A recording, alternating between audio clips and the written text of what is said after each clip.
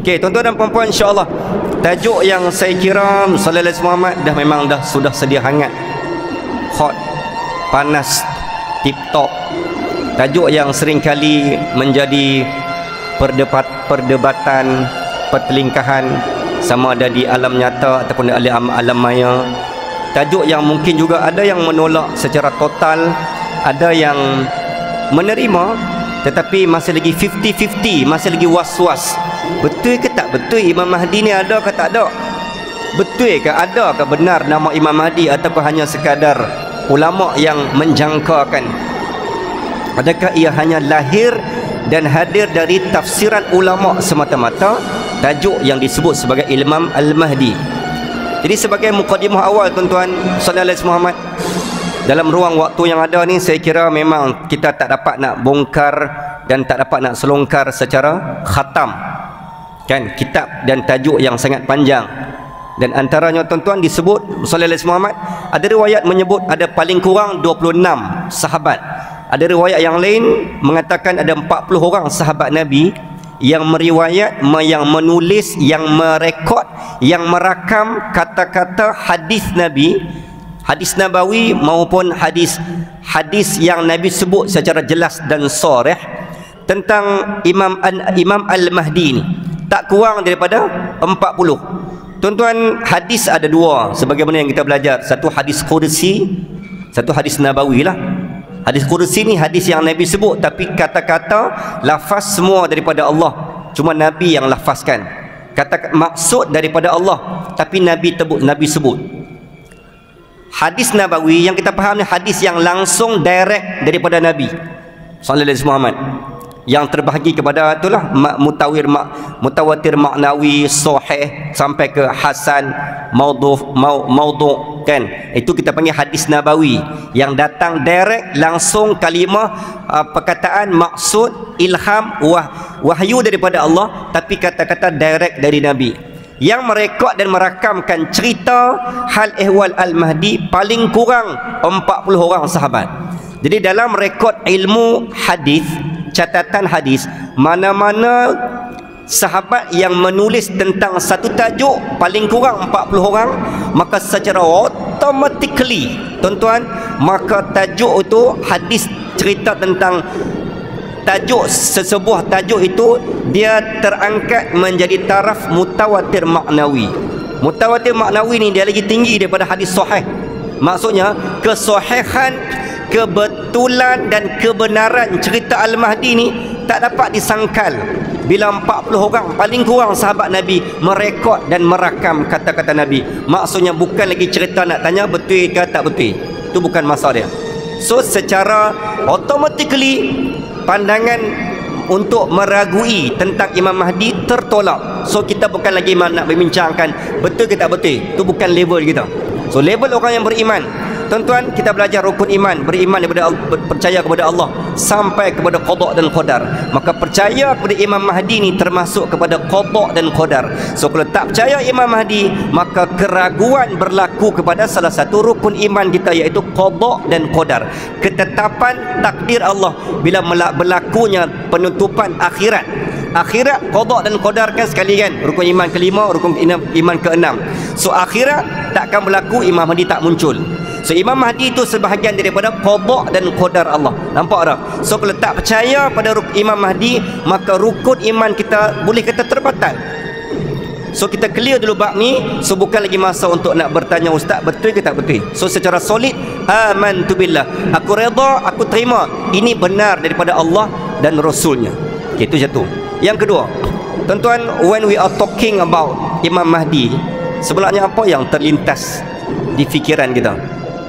Apa yang tuan-tuan bayang? Apa yang tuan-tuan harapkan daripada penceramah dan pentazkirah yang membuka tajuk ni, tuan-tuan? Tuan-tuan harap apa? Apa yang tuan-tuan nantikan daripada mana-mana forum atau tajuk ceramah tentang Al-Mahdi ni? Apa yang kita nak sebenarnya? Apa yang kita faham dan apa yang kita bayangkan? Imam Mahdi ni mungkin kita bayangkan, yang pertama, siapa yang terlintas di fikiran, okey ustaz, kami terima Imam Mahdi itu benar dan pasti akan muncul. Okey, satu settle dah. Yang kedua, siapa dia? Manhu? Siapakah dia ustaz? Adakah dia jenis macam orang macam kita yang jenis makan nasi kandak Kota Roatam ni? Yang pastinya bukan geng kita, dan pastinya bukan geng Kota Roatam. Muslimin dan muslimat, maka dia bukan daripada keturunan berbangsa kita. Yang tu satu. Siapa dia? Yang kedua, bila dah ada kan ni? Yang kedua, bila? Dan saya pun saya tak nak jawab. Kita bukan ahli tafsir, kita bukan ahli nujum. Kalau nujum sendiri pun tak boleh meramal, sebab dia tidak ada ramalan tentang akhirat, tidak ada ramalan tentang kiamat. Tidak pernah wujud sama sekali ramalan. Kalau ustaz tu sebut, contoh macam Syekh Ahmad Yasin menyebut 2027, kita tak boleh sebut itu ramalan. So ramalan ni benda yang terkeluar. Cuma kita sebut Allah sallallahu alaihi Muhammad. Setiap ulama, setiap tabi'in, setiap orang yang waliullah, dia diberikan firasat dan faham sedar secara segar oleh Allah tentang peristiwa yang akan berlaku ke depan. Dan apa yang disebut berdasarkan kefahaman dia, berdasarkan kesedaran Allah, yang Allah buka sedar dia pada masa-masa tertentu. Jadi dia berkongsi dengan apa yang dia faham waktu tu. Dan kita tak kata itu ramalan. Sebab apa? Sebab kalau benda tu tak berlaku, sekali orang akan condemn. Sedangkan dia ulama, dia waliullah. Okey, jadi cerita tentang Al-Mahdi ni kita tak boleh sebut bila-bila masa dia keluar. Tu faham yang tu dulu. Yang ketiga, dan kalau dia keluar ustaz, bila dan apa misinya? What is his mission? Apa misi dia keluar? Bagaimana dia keluar? Dan apa endingnya? Yang ni yang kita nak tahu ni, ending story. Dan apakah ada kaitan dengan Imam, ada kaitan dengan Palestin? Ini antara rangka awal dan rangka asas yang kita nak faham untuk kita selongkar dan nak bincang tajuk ni. Okey, muslimin dan muslimat rahimakumullah. Okey, kita nak masuk pelan-pelan. Sallallahu alaihi Muhammad. Signal, isyarat awal daripada kitab Al-Fitan wal Malahim, Fil Fitan wal Malahim, tafsir Ibnu Katsir. Ini antara banyak yang saya rujuklah, sebab itu yang paling kita rasa yang paling banyak menafsirkan tafsiran tentang Imam Mahdi yang paling tepat, yang dirujuk oleh ulama, bukan kita yang memberikan hukum. Jadi berdasarkan apa yang disebut ni tuan-tuan daripada kitab-kitab yang kita rujuk, muslimin dan muslimat, signal ataupun isyarat keluar dan terbitnya Imam Mahdi ni dalam kitab Asyratus Sa'ah, As-Sa'ah lil Asyratul Sa'ah, tanda-tanda kiamat besar. Dia ada satu tajuk cerita tentang keluarnya Imam Al-Mahdi. Antara signal ataupun isyarat awal yang Allah keluarkan pada kita, muslimin dan muslimat, biasanya kalau tsunami nak mai, sallallahu alaihi Muhammad, dia ada isyarat, dia ada signal. Jadi antara signal dan tanda-tanda awal, yang pertama adalah whatever happen, apa yang berlaku, setiap kondisi, setiap posisi, setiap keadaan, for every condition and situation, apa yang berlaku pada Palestin akan menjadi salah satu signal. Kerana salah satu misi yang akan dibawa oleh Imam Mahdi adalah membebaskan Palestin, membebaskan tanah Palestin, dan nak bagi tahu bahawa maka apa yang berlaku di Palestin hari ini lagi parah, lagi teruk, lagi dalam dan lagi panjang peperangan ini berlaku, maka lagi hampir kepada penemuan dan penzahiran kepada munculnya Al-Imam Al-Mahdi Al-Muntazar. Jadi signal awal adalah tengok pada Palestin. Maka Palestin tu memberikan kita isyarat pada bahawa Imam Mahdi pasti akan muncul bila berlakunya hiya harubun wa harbun, hiya harubun wa harbun, bila berlakunya asyaddul bala, peperangan demi peperangan, kematian demi kematian di bumi Baitul Maqdis, tempat bakal menjadi wilayah persekutuan umat Islam satu dunia. Maka di situ signal awal satu. Yang kedua, signal yang kedua dapat dilihat adalah bila berlakunya idza fasada ahlus syams la khaira fikum, bila berlakunya kerosakan kepada tanah-tanah Syam. Bermula dengan tanah Palestin, apa berlaku pada jirannya kepada Syam, Syria, juga rosak daripada Ahlus-Sunnah bertukar menjadi negara Syiah secara majoritinya. negeri-negeri sekitar, negara sekitar Palestin akan turut rosak dan kondem. Kondem bukan hanya dari segi jasad, tanah, wilayah, komersial dan juga ekonomi, sistem. Bukan hanya dari segi bangunan fizikal, pembangunan material, tapi rosak dari segi akidah, manhaj, cara hidup umat, pegangan dan pedoman umat akan rosak, hilang dan tercabutnya keimanan sebenar. Maka waktu tu kamu akan lihat, maka itu tanda yang kedua Imam Mahdi akan muncul. Dan tengok hari ini tuan-tuan, negara tanah Arab, tanah Syam, mana lagi negara Islam yang betul-betul masih berpegang pada Ahlussunnah wal Jamaah secara total, secara solid? Jawapan dia tak ada. Hancur. Kecuali Palestin. Tapi Palestin masih berdiri teguh dari segi manhaj akidah Ahlussunnah wal Jamaah. Tidak terjarah, tidak terjajah, tidak boleh dibelah. Akidahnya hang tembak macam mana pun, kami tetap Ahlussunnah wal Jamaah. Ahlussunnah wal Jamaah, Allah. Hamalah pahaman apa pun takkan mampu merobek. Walaupun hampa mampu merobek usus kami, tapi kalian tak mampu. Senjata M4, M5, M16, rudal F-35 Raptor, F-22 Raptor, fighter jet kalian 600 kg, bom mortar yang menghancurkan usus kecil dan usus besar kami, takkan mampu menghancurkan akidah manhaj Ahlussunnah wal Jamaah kami. Kita tak kena serang dengan peluru pun, tapi akidah kita berpecah macam-macam hala, macam-macam bercerai-berai. So sebenarnya kita lagi teruk berbanding Palestin.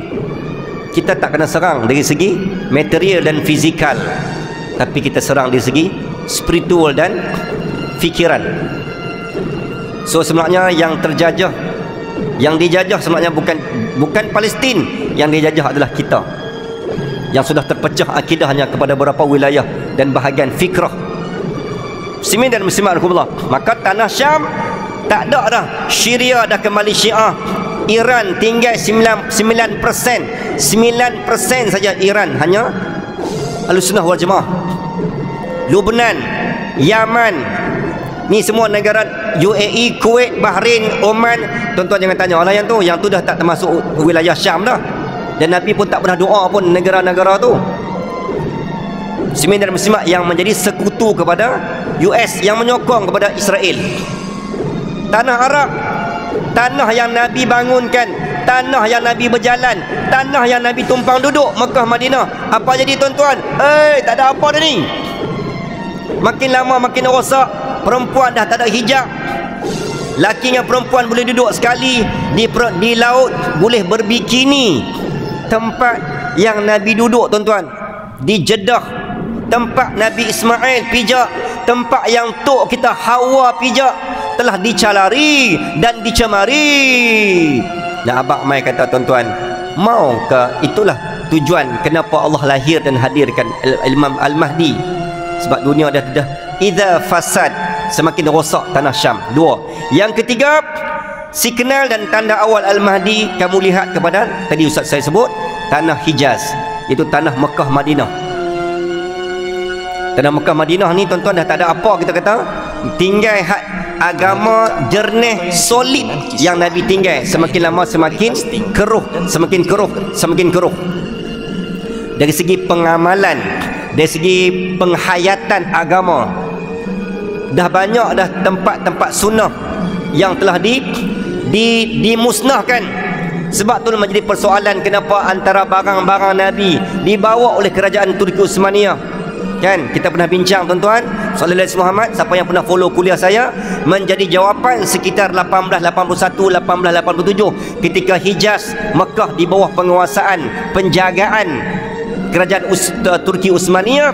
Mereka dah menjangkakan kalau Mekah ni ditadbir urus oleh Wahabi secara total dan secara panjang, makin banyaklah kerosakan termasuk barang-barang tinggalan Rasulullah. Maka oleh itu kami mengambil inisiatif dan tanggungjawab sebagai umat Rasulullah sallallahu alaihi wasallam. Kami membawa sebahagian barang-barang Nabi dengan menggunakan kapal, menggunakan laluan stesen kereta api Hijaz. Maka tuan-tuan, dibawa barang-barang Nabi dari Madinah, disimpan sebahagiannya di istana Topkapi Palace, tempat pentadbiran Sultan Muhammad II ataupun Sultan Muhammad II bin Sultan Murad II yang kita kenali sebagai Sultan Al-Fatih. Itulah sumbangan kerajaan Uthmaniyah menyelamatkan barang Nabi daripada tangan-tangan kotor Wahabi yang telah merosakkan kejernihan akidah negara Mekah dan Madinah.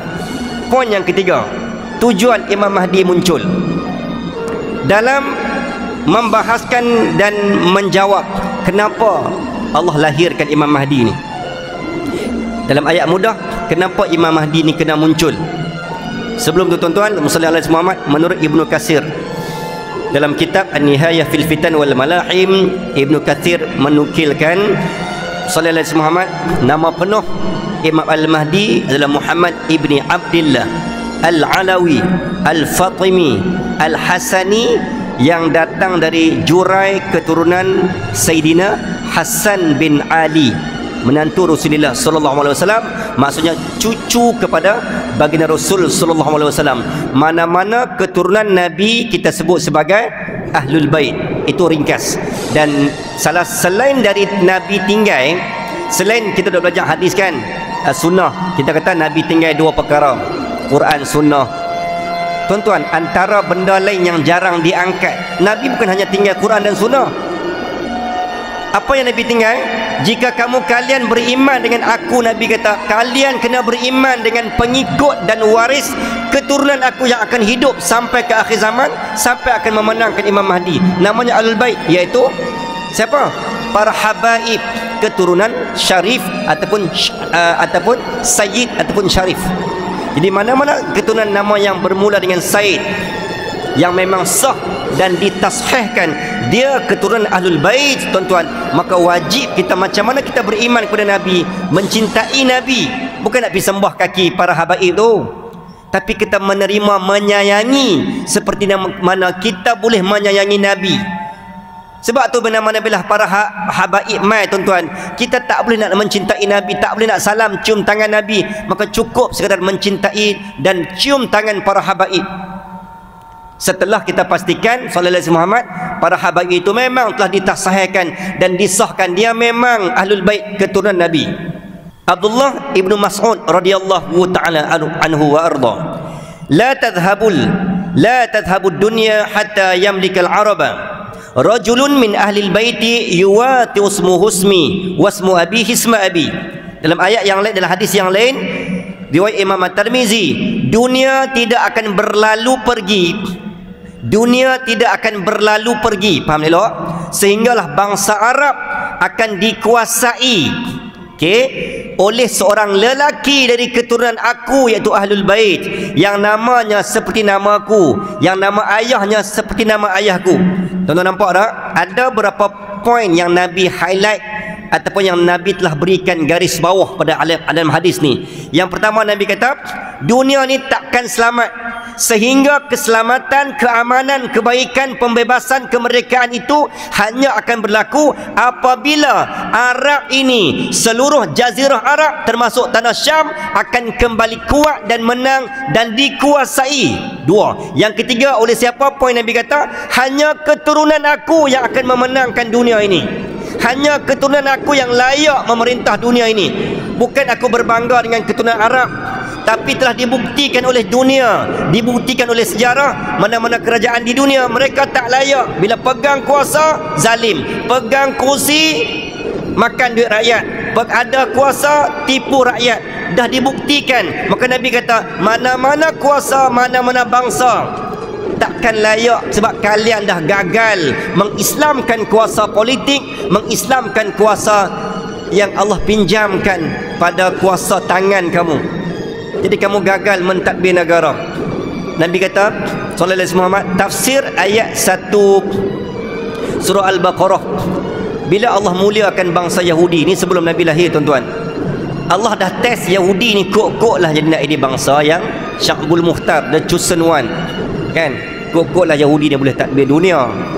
Sebab tu Allah lahirkan nabi-nabi kathir, banyak nabi dari keturunan Bani Israel. Tapi ternyata gagal. Yahudi gagal memanfaatkan segala keintelektualan, kejeniusan. Tuan-tuan, apa kelebihan kita dengan Yahudi? Apa kelebihan Yahudi dengan kita yang kita tak bukan boleh lawan Yahudi sampai bila-bila? Yang pertama, genius. Yang ni yang kita kena malu, tuan-tuan. Muslimin dan muslimat rahmatullah, untuk rekod yang memegang anugerah Nobel. Nobel ni apa? Anugerah manusia paling cerdik dan paling intelek di dunia, dalam bab kimia, dalam bidang sains, fizik, matematik dan akademik. Orang Islam tak sampai 40 orang sebanyak dunia ni wujud. Dan pemegang anugerah Nobel di dunia, tuan-tuan, 128 adalah datang dari kalangan Yahudi. Jadi tidak mustahil mereka pegang kuasa dunia. Sebab apa? Sebab apa? Kita bukan mereka cerdik, tapi kita yang memberikan peluang dan ruang itu kepada bangsa asing. Termasuk macam kaya. Kita dah sebut bangsa Cahaya Nu Alif kaya. Allah Tuhan itu tak adil bagi kaya pada bangsa lain. Waktu pagi, waktu sebelum subuh, waktu aku edarkan rezeki, Allah kata, mana muka hampa?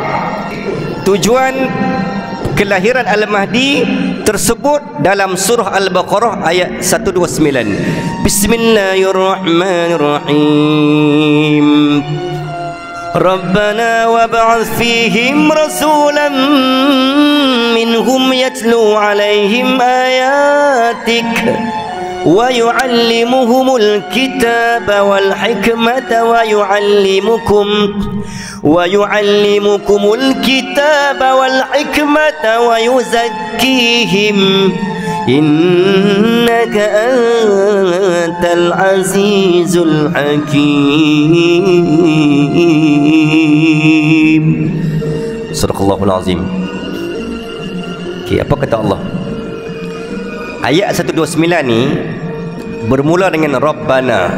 Apa yang tuan-tuan faham ayat bila dia start dengan Rabbana?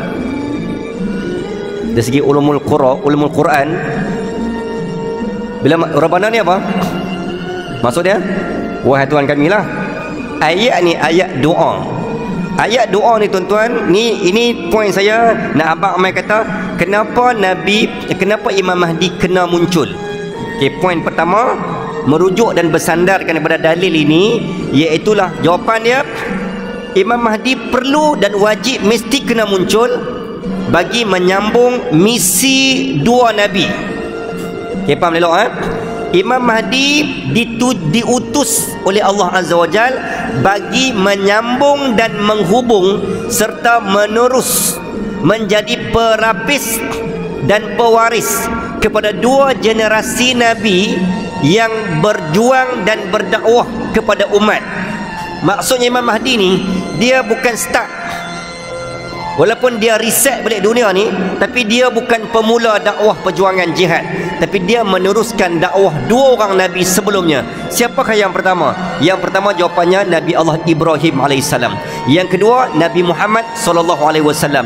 Doa yang kita bacakan tadi, Rabbana wab'ath fihim rasulan minhum yathum alaihim ayatik.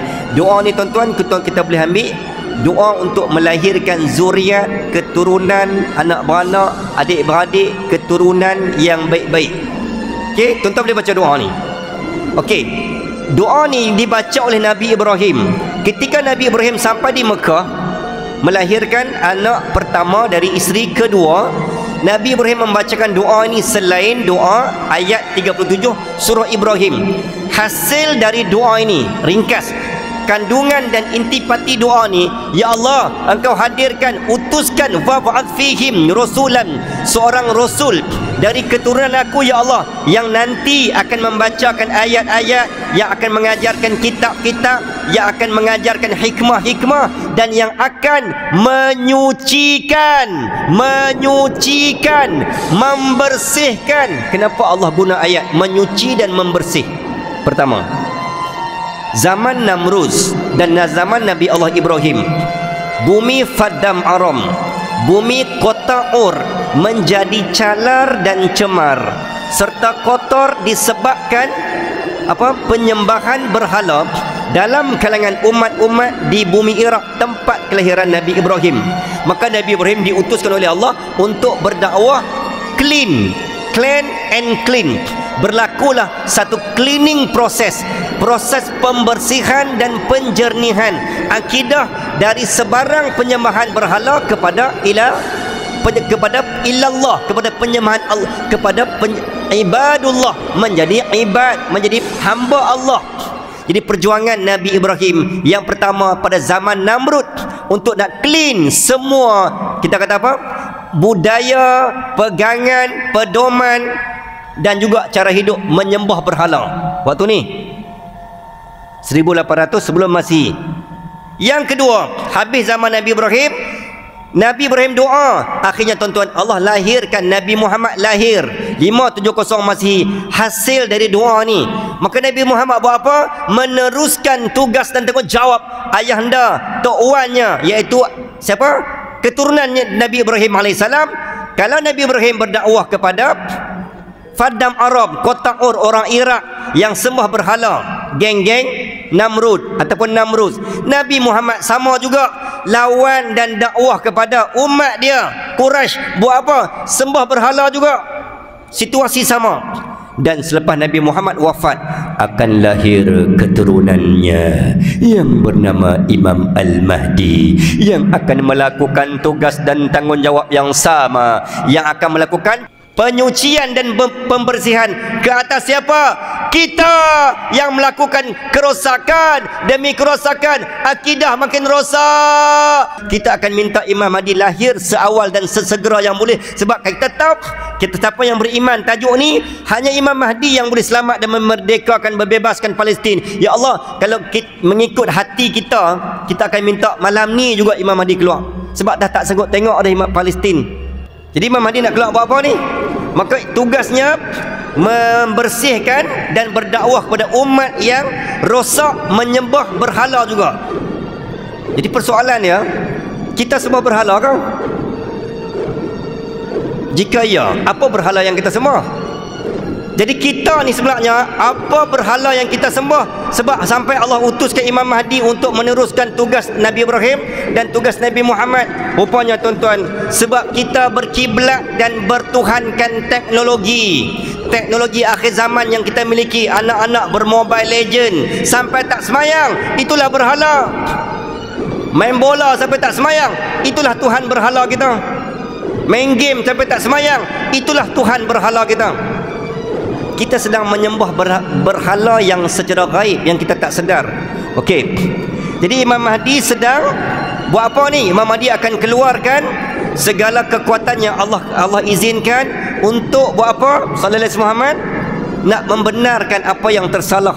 Dunia makin tenat, umat kian dibantai lumat, semua pemimpin sibuk jaga kerusi dan pangkat, umat pula hanya busy, hanya jaga perut, makan kenyang setiap saat, dah tak peduli hal ehwal umat dan akhirat. Bercakaran tak kira tempat, kecam sana, kecam sini, tuduh sana, tuduh sini, dah jadi budaya setempat. Halal haram tak kira, janji aku boleh sumbat. Mbak makan, gaji, allowance tak mau lambat. Tapi semayang, puasa, zikir, Quran, kitalah yang paling lihat, kitalah yang paling lewat. Itulah fenomena umat dan masyarakat. #sila sentak. Masuk mengaku aku sekali. Penceramah pun tak terasa juga. Tak terasa, tak nak kata lah. Nganga lagi kita ni. Tunggu masa orang nak tunggu angkat senjata kan. Tapi kadang orang silap faham, kadang bila kita sebut nada yang agak tegas dan keras, tak payah orang kata isu perkauman pula kan. Payah kan. Tapi itulah, sebab kita memang dah berada di zaman dia. Zaman akhir zaman ni, bila mana-mana individu yang mengangkat kebenaran, dia bila sampai ke bawah, benda tu akan dijadikan seperti kebatilan. Memang zaman dia. Jadi tak heran pun, tak terkejut pun. Jadi kita ni jadilah seluruh sebaik, macam mana pun kita manis tera mana pun, orang tetap akan kata, orang akan macam tu lah kan. Imam Mahdi ni besar tajuk dia, jadi saya tak sebut semualah kan, sub point dia. Jadi saya kata ini antara ruang yang saya bawa je lah, antara sub point saya malam ni. Yang terakhir, tuan-tuan muslimin dan muslimat Allah, untuk rekod antara individu yang pernah mengakui Imam Mahdi sekitar 259 Hijrah, bermula dengan Ubaidah Al-Ma'mun Al-Qaddah, Muhammad Ibn Tumad 485 Hijrah, Muhammad Al-Hanafiyah dari Bani Kaisan, itu zaman lama, zaman awal ni, kita masuk zaman kita, saya ringkaskan Muhammad bin Zubair, Indonesia 2015, Muhammad Alimin Abdullah 2016, Selangor, Habib Shah Firdaus 2023, dia pindah ke KL mengaku Imam Mahdi, dan dia ni kerjanya meniaga tempe. Niaga tempe mengaku Mahdi, agak-agak lah paling oi. Pilah pakai jubah meniaga serban ke apa, niaga tempe. Umpama saya duk tunggu kok peniaga setakat ni dalam rekod tak ada lagi lah peniaga nasi kandak mengaku Imam Mahdi. Okay. Yang terbaru tuan-tuan, seorang guru wanita di Jerantut Pahang bulan Mei 2024 menjadi pengaku Imam Mahdi yang terbaru. Cikgu perempuan, muslimin dan muslimat, dalam rekod, dan Nabi kata, itu tak kira lah Muhammad Kasim yang hak duduk. Saya cukup meluat orang nak tanya, ustaz bagi pandangan. Aduh, pening aku nak. Dah nama dah confirm tuan-tuan, nama Nabi kata mesti Muhammad bin Abdullah, wajib, mesti. Bila yang selain pada nama tu tertolak, so tak perlu komen, automatically rejected. Dan mesti lahir di bumi Arab, yang Nabi kata di bumi Madinah, dan mesti keturunan Ahlul Bait. Ambil yang tu je, basic tiga benda tu, tak ada dan tak terima, tidak mengikuti kriteria dan syarat, maka automatically terkeluar daripada dia bukan Imam Mahdi. So tak payah tanya lah nak komen, tak komen. Tak kira lah hang mimpi terang mana betul tak betul pun. Kenapa Iran menyerang Israel, dan apa kaitan dalam bab memahami dan mengimani tajuk Imam Al-Mahdi ni? Dia terbahagi kepada dua mazhab kepercayaan. Satu kepercayaan mengikut kita Ahlussunnah wal Jamaah, yang kita dah bahas panjang ni, kita lah, itu kepahaman cara kita mengikut apa yang disandarkan kepada hadis Nabi. Yang kedua, golongan yang juga percaya kepada Imam Mahdi ni, selain daripada Hindu dia sebut Kalki, Buddha dia sebut Maitreya, Zoroaster, Majusi dia sebut, saya tak ingat nama dia, Shushin ni nama Imam Mahdi mengikut orang Majusi sallallahu alaihi Muhammad. Jadi nama-nama Imam Mahdi ni juga dipercayai oleh agama lain, termasuk Syiah. Syiah juga tuan-tuan percaya bahawa Imam Mahdi akan muncul, tapi dari kalangan imam yang terakhir, iaitu imam yang ke-12, namanya Muhammad ibni Abdillah juga Al-Askari, yang telah lahir mengikut kepercayaan mereka 1000 tahun dulu dari kota Samarra, Iraq, dan sekarang masih ada dan sering kali muncul secara gaib di beberapa buah kota dan negara sallallahu alaihi Muhammad, dan dia lahir dari jalur keturunan Sayyidina Husain, bukan Hasan. Ini kepercayaan Iran. Okey, kalau tuan-tuan faham yang ni, terjawab persoalan teori dan praktikal kenapa Iran menyerang Israel di Palestin. Dari satu sudut pandang, Iran kok mana pun tuan-tuan, baik hub atau baik kruk, dia mesti memenangkan Palestin. Bukan disebabkan Israel tu, tapi disebabkan apa? Sebab kepercayaan dia, Palestin mesti dimenangkan. Sebab yang akan memenangkan Palestin adalah Imam Mahdi. Betul tak? Kita pun percaya Imam Mahdi akan memenangkan Palestin, lalu membebaskan Baitul Maqdis. Syiah juga percaya, Syiah Iran, semualah, Lebanon ke Yaman ke, semua Syiah, imam mazhab Syiah ni percaya hanya imam mereka Muhammad Abdullah Al-Askari ni akan membebaskan Baitul Maqdis dan Al-Aqsa, termasuk Palestin. Jadi disebabkan Israel yang menyerang ni, maka nak tak nak memang dia kena serang Israel, sebab dia kena memenangkan. Palestin untuk persiapan Imam Mahdi versi dia menakluki Aqsa dan Gaza sehingga membebaskan Baitul Maqdis. Boleh faham tuan-tuan? Secara logik akal, secara kita kata satu sudut, terima kasihlah kepada Iran kan, sebab dia serang ke Israel untuk membebaskan Palestin. Tapi pada satu sudut yang lain, seolah-olah dia bantu tu bukan nak menyelamatkan kita Ahlussunnah wal Jamaah, tapi dia nak menang bagi pihak dia, kerana kepercayaan akhir dia Imam Mahdi dia yang akan takluk Palestin. Tapi kita buat masa ni kita terima kasih ke Iran sebab tolong bantu. Faham tak? Sebab kepercayaan akhir zaman tu kita tolak sat. Bukan tolak tepi, maksudnya okey sat yang tu betul tak apalah. Hang percaya yang tu tak apa, tapi yang penting Israel keluar dulu. Yang tu lah kita kata yang penting Palestin, Gaza boleh rehat sat. Kita fikir yang tu je dulu untuk jangka masa terdekat. Tapi Iran Syiah percaya yang akan menakluki Al-Aqsa dan Gaza dan Palestin adalah Imam Mahdi dia, versi kepercayaan Syiah. Boleh faham tak tuan-tuan?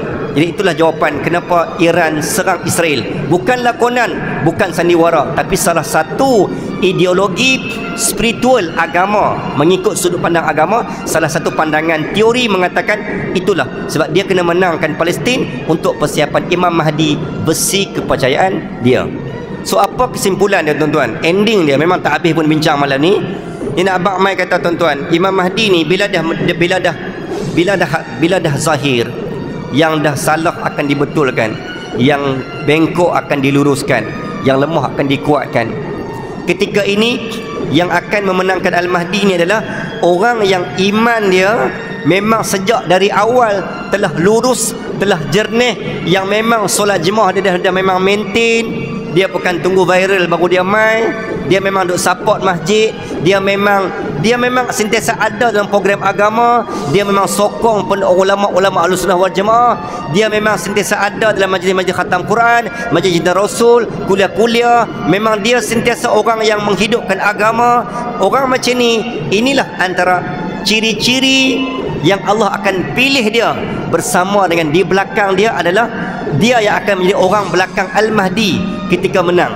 Soalan ni cerita dah, jangan tanya bila nak keluar. Yang penting kita tanya bila aku nak berubah untuk menjadi penyokong Al-Mahdi. Yang tu dulu.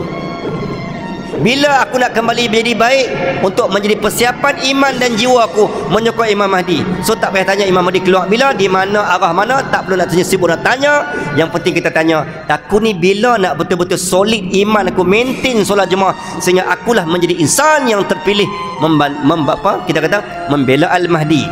Mengikut kepercayaan Yahudi Israel dalam kitab Torah. Torah ni kitab Taurat yang telah diubah suai menjadi Talmud, Old Testament, kepercayaan lama. Yahudi dia percaya tuan-tuan, mereka ni kalau tak menang dalam tempoh 76 tahun, ni kepercayaan Yahudi, bukan kita. Kepercayaan Yahudi mengatakan bahawa sekiranya mereka tak berjaya memerintah Palestin dalam tempoh 76 tahun selepas mereka mula memerintah 1948, maka mereka akan kalah buat selama-lamanya. Itu kepercayaan Yahudi. Maksudnya Dajjal mereka akan berjaya takluk di situ, mereka akan menang bila masa, jika dan sekiranya mereka menang ke atas Palestin dalam tempoh 76 tahun. 76 tahun nak kira dari ini bukan ramalan, ini kepercayaan Yahudi. 76 dikira 1948, jadi 2024, 1948 plus 76 is equals to 2024. So 2024 adalah sekarang. That is the answer. Kenapa Yahudi dan Israel dia hantam, dia bantai cukup-cukup, sebab dia terdesak sangat. Wih, kita kena menang ke? Kita ni kena tak menang habislah kita. Dajjal turun. Umpama macam tu. Jadi Yahudi by hook or by crook dia kena bagi dia, sebab tu dia terlalu overdose punya segala dos mak nenek peluru, apa benda peluru yang dia tak guna. Sebab bagi dia ini adalah tahun climax 2024 mengikut kepercayaan dia. Benar nak berlaku ke depan, wallahu ta'ala alam, itu rahsia Allah. Sama ada dia berjaya ataupun tidak, kita masih menanti tuan-tuan. Tapi kita kata itu apa yang mengikut kepercayaan dan apa yang sedang dibuat dalam plan pelaksanaan. Tuan-tuan, semua general bekas tentera Israel dipanggil yang pencin. Depa ni yang keluarkan idea plan penaklukan Gaza, ethnic cleansing 2024-2025. Mantan general daripada IDF, Israel Defense Forces, pasukan pertahanan Israel yang pencil bertaraf 3 paku 4 paku ke atas, Major General, Lieutenant General, General dipanggil, dibincang, buat satu resolusi. Depa ni yang bagi cadangan kepada ethnic cleansing dan untuk kita kata memberikan satu tekanan mental dan psikologi kepada rakyat Gaza untuk keluar. Ada yang diberikan satu ugutan, mana-mana anak-anak muda yang berani buat letupan, berani mati, meletup diri berani mati, maka akan diugut, keluarganya akan ditembak dengan sedahsyat sebab nak main psycho. Lah ni sampai peringkat dia hanya mampu main psycho sebab dia serang fizikal. Gaza, Palestin tak kalah, so dia main psycho budak-budak dan rakyat Palestin pun tak kalah. Tak tahu lagi nak apa benda cara untuk memusnahkan Gaza, Palestin. Ternyatanya tuan-tuan, Gaza dan Palestin benda yang bumi yang sangat kita tak ada ayat nak describe. Dia punya nilai ghaib, nilai barakah, mukjizat tu sangat istimewa di sisi Allah Azza wa Jalla. Jadi saya kira cukup dulu sekadar itu sahaja. Wassalamualaikum warahmatullahi Muhammad. Terima kasih banyak. Sekian dulu. Terima kasih. Mohon maaf sekali lagi. Aqulu qawla hadza wa astaghfirullahal azim li wa lakum wa billahi taufiq wal hidayah. Assalamualaikum warahmatullahi wabarakatuh.